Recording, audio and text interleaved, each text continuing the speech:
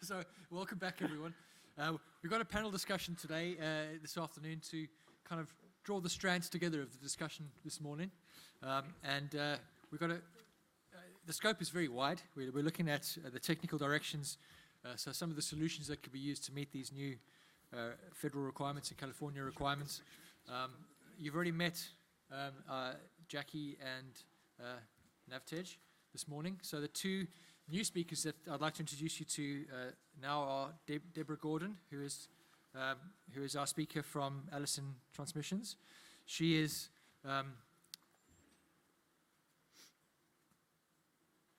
Vice President, Mobile, looking at your job title, Mobile Source Emissions Regulatory Activity. So involved in all the discussions to do with the regulations nationwide. If you're not familiar with Allison, Allison is the world's largest manufacturer of fully automated transmissions for medium and heavy duty vehicles and all kinds of other machinery and vehicles. Over the course of her career, Deborah's held a variety of positions, including product engineering, competitive assignments, assessments, and product line leadership. So certainly, from the transmission point of view and powertrain, Deborah's a really good contributor to this discussion. And then Sean is currently at the podium. Sean is with Daimler, and he is Director of Compliance and Regulatory Affairs at DTNA. DTNA, of course, being one of the major truck manufacturers and engine manufacturers in North America. And he's been involved in regulatory discussions and leadership, involved in setting standards with all the agencies, and especially in terms of heavy duty. So he's been looking in particular at the implications of greenhouse gas, phase 2, ARB regulations. So that's the introductions done. To tell you where we're going to go with this, Sean is going to take us through a brief review of the DTNA position on the regulations, give us a high-level summary of whatever he's got in store for us. Some slides. And then we'll go through to the panel discussion. So, Sean, over to you. You can now speak. Thanks. Please do. Frankly, I thought I'd get an introduction like you gave Jackie and maybe be like the world's most important commercial truck manufacturer. You probably are. I'll give you that. We're the world's largest. Yeah. Let's say it's largest rather than most important. Thanks. So Sean Waters, Director of Product Compliance for Daimler Trucks North America. I apologize for what I'm going to show you, and I'm going to go through it as quick as I can so we can get to the discussion part of this, which I think could be the most interesting part, or you could be completely tired of talking about greenhouse gas from what I've seen on the agenda. And I didn't see Matt Spears' presentation. I have a feeling as to what he was presenting, and I have a feeling it's probably not that different than what I have. But at least it'll get me starting to think about the topic a little more as we lead into questions. So with that, just a quick look back, phase 1. Highly successful rule. Lots of credit to the EPA for the way they put this rule together. It was simple, it was done fast, and it was effective. Ended up being a win-win for the environment, for us as OEMs, and for our customers. So I guess that's a win-win-win.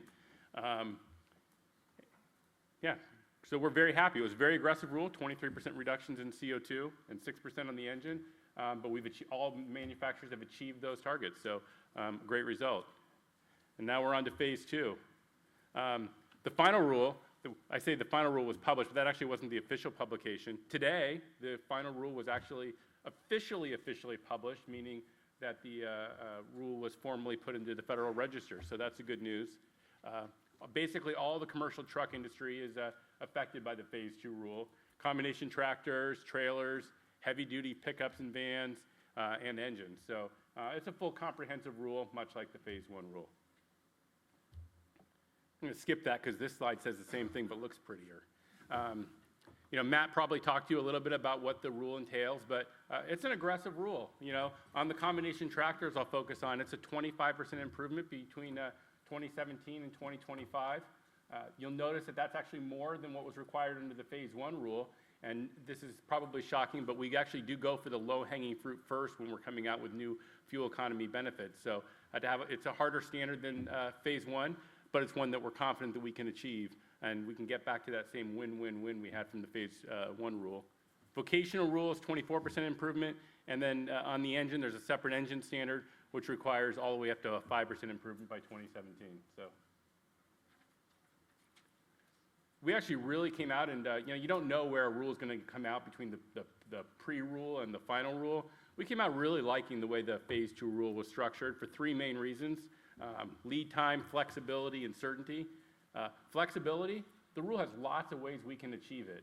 You know, the vehicle standard has a menu of options, and I'll go through some of them, but a menu of options is the way you can hit these targets. So while the targets are aggressive, there's a lot more tools in the tool chest to try and hit the targets. On the lead time, we now know what we have to achieve between now and 2030.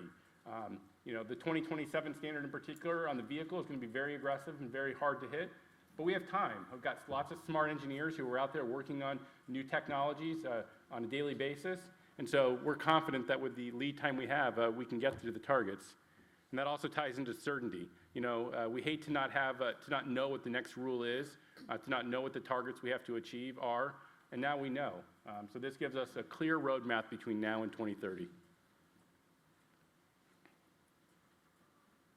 So on the tractor side, I'll just focus for a second. I mentioned there's a menu of options in how you would achieve the rule, and this is just a list of a few of them. You know, you can make improvements with aerodynamics, you can make improvement on the engine, the powertrain, we can sell more AMTs, which we'd love to do, predictive cruise control, tire pressure monitoring. There's lots of inputs into the GEM model, and so there's lots of technologies that our customers can continue to choose, and we don't have to pick and choose technologies for our customers. They get to choose what technologies work best for their business. So that's a win for our customers. You know, and we're confident that, you know, given the emphasis on fuel economy in this market, that's core to our customers' business, that they'll choose technologies that will enable us to meet the regulatory requirements. I just now realized, by the way, that I can look at my slides from here, so instead I keep looking backwards. I have a script for the speech, if you can tell. On the vocational side, you know, vocational market's very complicated. I think it's 20% of the fuel used. I'm not positive, but right around there number. But the complexity in the vocational side is obviously immense. Delivery trucks, refuse trucks, utility trucks, cement trucks, you know, this huge category of vehicles. You know, so I'm not going to try and go through all of them. What I wanted to highlight is a couple of the technologies that EPA really focused on that they would like available in the Phase 2 rule, and that are probably going to be pretty important to hitting the targets. The main one would be start-stop technology and automatic engine shutdowns, one of which we have, automatic engine shutdowns, and one of which we don't, start-stop technology.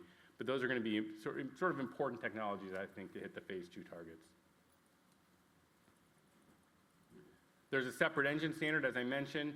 One of the things we really appreciated at EPA was that they listened to manufacturer feedback.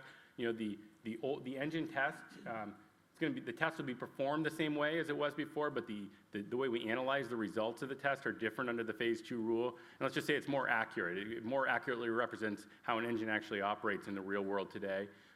You know, the test needed to be updated, the data supported that, and EPA went along with those recommendations. So another positive for the EPA. I really wish Matt was here so I could get some kudos for my compliments to him, but him and his team actually did a really outstanding job on this rule. Innovative technologies, much like the Phase 1 rule, you know, we're going to invent stuff that we haven't thought of already, and so there's a manner underneath the Phase 2 rule to give us credit for those, which we appreciate. One of the big innovations, it isn't even that sort of mind-blowing of an innovation, but it's sort of the lowest hanging fruit, I think, in terms of vehicle side improvements, would be if we could get rid of the mirror and use a camera in its place. Daimler's petitioned NHTSA to allow us to do that. The current FMVSS regulations actually require a physical mirror instead of setting a performance target. And so we've asked NHTSA to take a closer look at that and see if they couldn't allow us to use a camera instead, which obviously reduces the drag on the vehicle. That's actually one that we would get credit for immediately within the EPA Phase 2 rule because of how the testing works. So certainly can provide safety benefits and can provide aerodynamic benefits. Just need to update an old rule. Overall, we support the rule. We think it's going to be hard, but there's lead time to achieve the targets. Going to require a lot of money. We're going to spend money, but we believe we'll deliver a product that continues to provide the best total cost of ownership to our customers. So it's definitely a rule we can get behind. Now for the non-regulatory stuff, I always like to throw something up here. I don't want to say controversial because this is not controversial. This is the lowest hanging fruit out there in terms of improving real-world emissions. We're happy to do our part as an OEM to continue to provide technologies that lowers that saves our customers fuel and reduces the amount of CO2 in the atmosphere. And we accept that challenge in phase 2, but there's more that can be done than simply lowering standards on the vehicle and lowering standards on the engine. I find these numbers shocking myself. 3 billion gallons of fuel wasted due to congestion. The EPA phase 2 rule, which is a really, really tough rule, over 10 years of the rule is going to save 2 billion gallons of fuel approximately, and we're wasting 3 billion gallons of fuel in congestion every single year.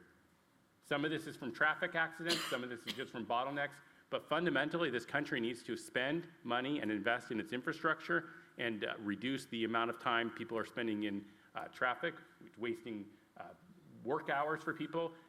It hurts the benefits that our trucks provide in terms of better fuel economy aren't as good when they're stuck in traffic. This is something that absolutely has to be tackled. Lots of future opportunities to reduce CO2. As I said, we're taking care of the vehicle. Phase 2 covers the trailer. Lots of work's being done on the fuel, but infrastructure, operational efficiency, and fleet renewal, getting the older trucks off the road quicker are things that we have to look at now. With that, that's a picture of our beautiful new 2018 Cascadia, just on the market.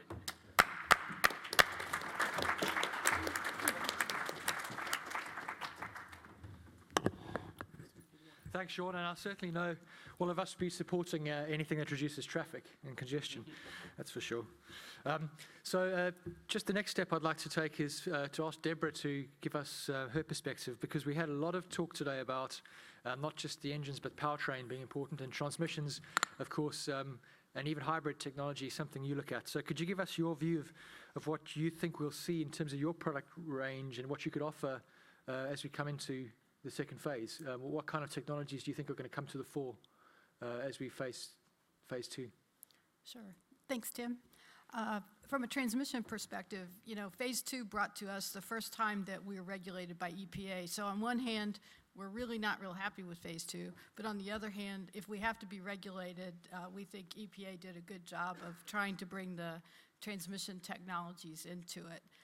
With it being a performance-based standard, we view that as a very positive thing, so that each technology type can compete on its own merits, and that's what we think the marketplace should be. From a transmission perspective, obviously efficiency is very important, but also the integration and the control strategy that you're finding. From an Allison perspective, we've been working on fuel-saving strategies for a long time. We've got what we now market as FuelSense. We're getting ready to bring out FuelSense 2, and it keeps advancing the different technologies that are available to our customers in the market. So we're pretty excited about that, and we feel like we're well positioned for what phase 2 will bring in 2021. Thank you. So let's start with the first question. I wanted to raise the issue of idle reduction, because it came up in several presentations today. It's something which is, I guess, common sense. All kinds of idle reduction technologies make sense to us in terms of the engineering, but I guess for customers they haven't been as easily adopted. So can you comment on how you think we'll get these technologies accepted by customers? What kind of idle reduction strategies do you think are going to be the most appropriate, and what kind of things are we going to have to do to make these products, these trucks, especially the vocational trucks, actually work in practice in a way that really saves fuel by using idle reduction? And I'll ask anyone on the panel, maybe starting with Deborah, if you have some thoughts on the best strategies for that. Sure. From a transmission perspective, we've got neutral at stop right now, which will make the automatic transmission essentially go into a full neutral when it's stopped. This will be a big fuel savings opportunity.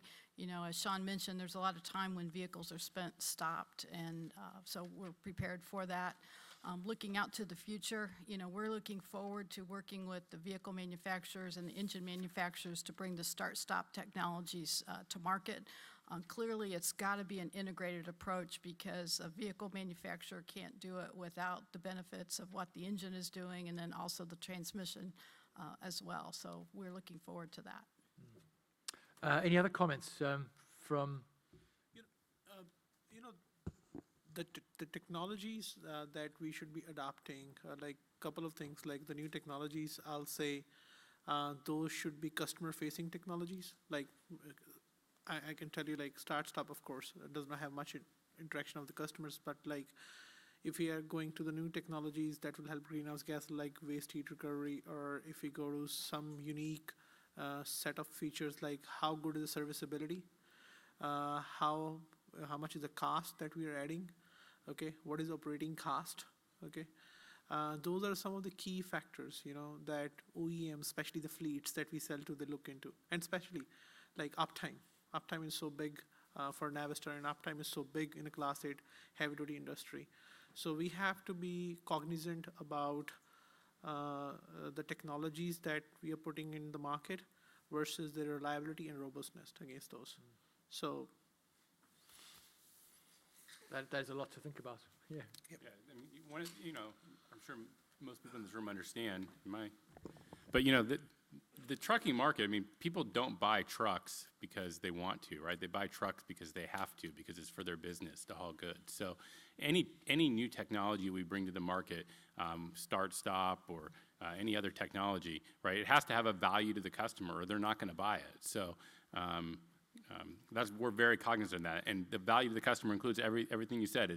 It's not just the upfront cost of the product. It's the warranty periods. That's the downtime.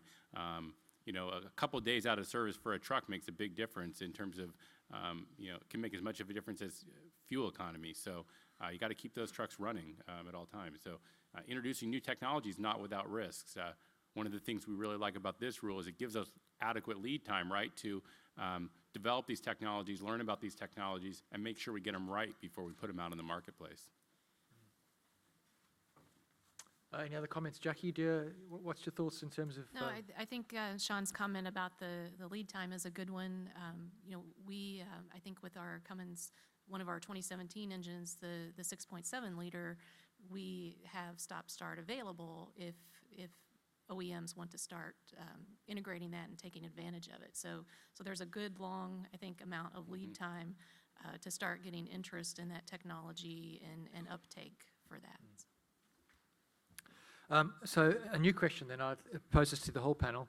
How important do you think fuel prices are to how this all goes? Do you think it's important that we see higher diesel prices in terms of giving customers more incentive, or what if oil stays low into the 2020s? Is that going to be a problem for the the ROI calculations that customers are going to be doing for this extra capital investment? So I'll take this in two parts. First, I think it's obviously fuel prices have an impact on the return on investment. And as I said, customers don't buy the product unless it has an adequate return on investment. It's our jobs as manufacturers to make sure that we offer a mix of products that will both enable us to meet the regulation and encourage our customers to buy the technology that helps us do that within the environment we live in. And right now, that's a low fuel environment, so we believe we can do that. But I'll go to my second point because I have a microphone and I get to say things. So, which is that we have a fundamental disconnect sort of in our tax policy and our infrastructure spending between encouraging good environmental practice and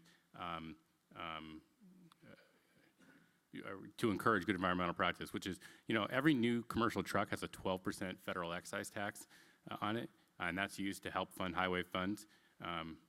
And that makes it more expensive to buy the technology that's better for the environment.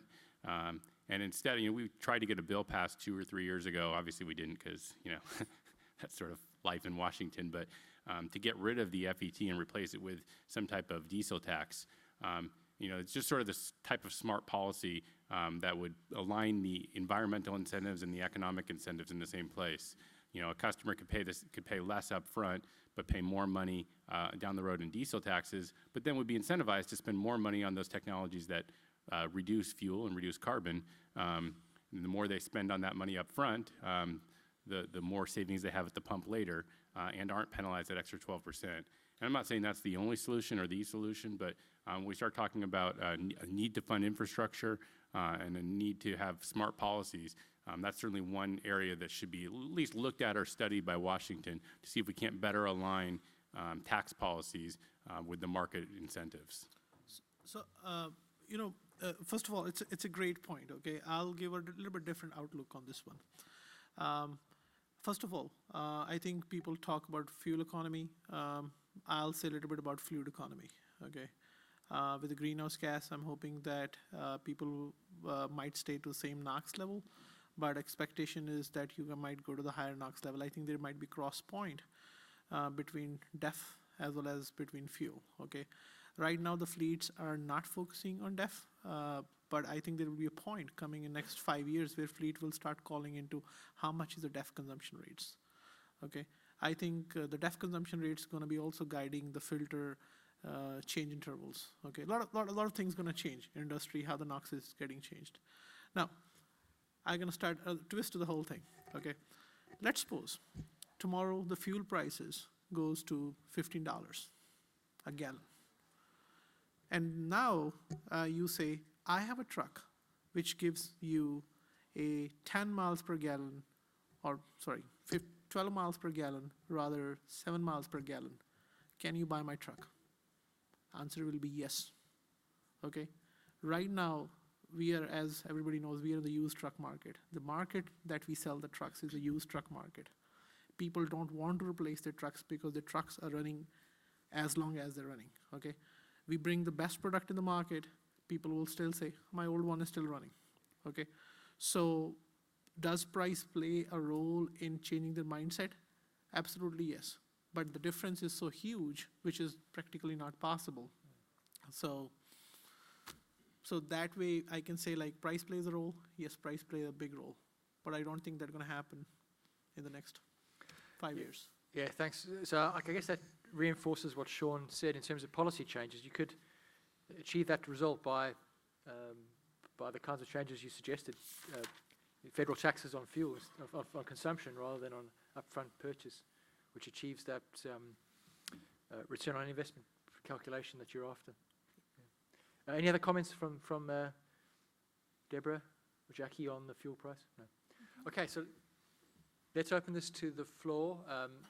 You have a good selection of experts on the stage, so let's hear your thoughts or your questions, how you see, how you'd like to address some of these future challenges. Let's start. Do we have a microphone? Yes, on its way. So first up, Don. Thank you. Don Horning with Clean Energy Fuels. We heard Dr. Robertson say earlier that the preponderance of vehicles, Class 8 tractors in California, would need to be swapped out to a low NOx or near zero by 2023, and that the heavy lifting really needs to start now. So my question is, actually it's a two-part. When will your companies have a 0.02 NOx diesel engine available? And the second part is Cummins offers a 0.02 NOx engine in the 9-liter today, and we'll have a 12-liter in first quarter of 2018. Will your companies be engineering those into your frames? I guess that's really more for Sean and for Natev. Well, yeah, I'll start with the low-hanging fruit, and I mean this literally, which is that, we certainly want to work with California on addressing their NOx situation, but I don't remember the exact number. Someone could probably Google it and we could all have it, but a large portion of the fleets in California are still operating on pre-2010 engines or later. So to me, the first thing we need to do before we even start looking at, or in conjunction with looking at lowering NOx on the engines, is why is that so, and what can be done to accelerate the fleet turnover in California quicker? That's the quickest way to get NOx reductions, and so it's something that we should be doing today. We don't need to wait for a rulemaking to try and do that, and I don't know whether that takes incentives from California or the air quality districts to make that happen, but that's something that we would certainly encourage. I don't want to go into our product planning with what we're doing with the Cummins Westport engine.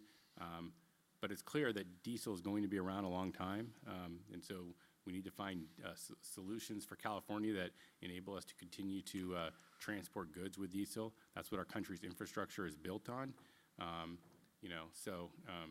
We'll work with California.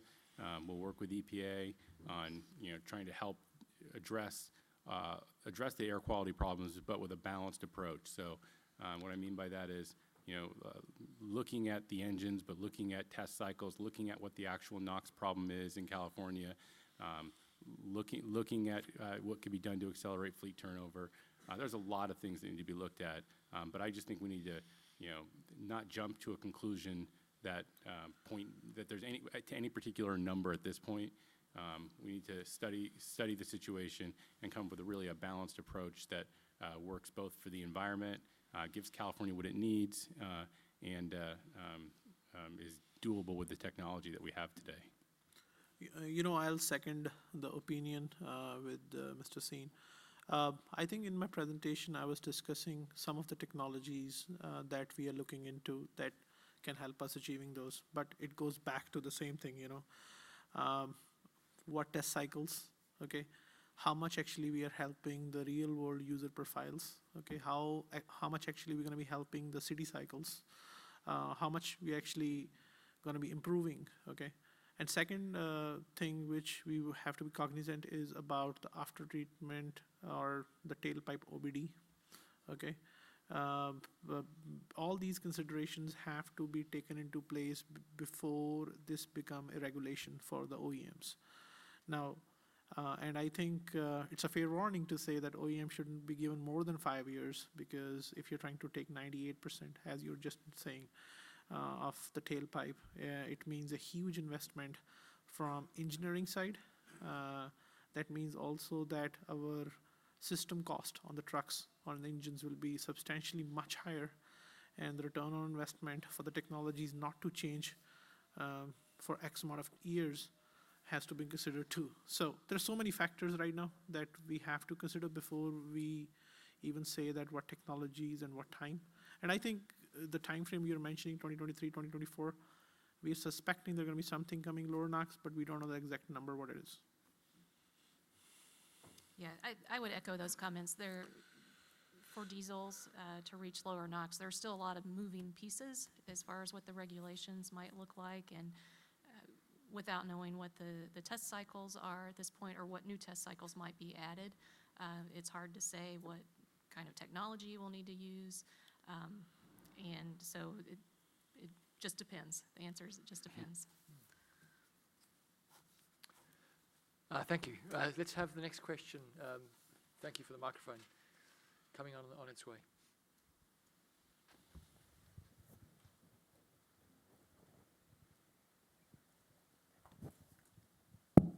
Hi, Siddiq Khan from ACEEE, and thanks. Thank you, all of you.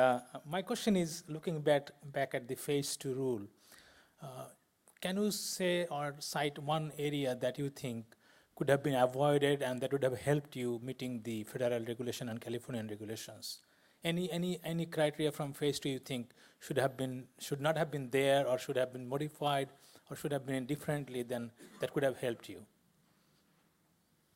I'm sorry, the question that could have helped us on what? Could you repeat that? What don't we like about the rule, I think is Yes. the question. You have all been very complimentary. There must be some chinks in the armor.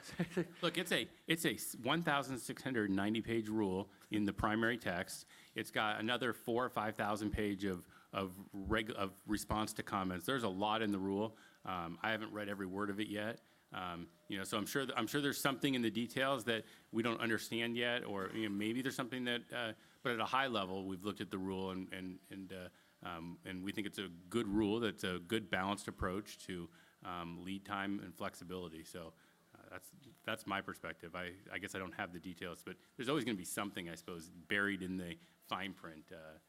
But I haven't seen any sort of I don't want to say deal breakers, but sort of something that's really, really worrisome to me. Great.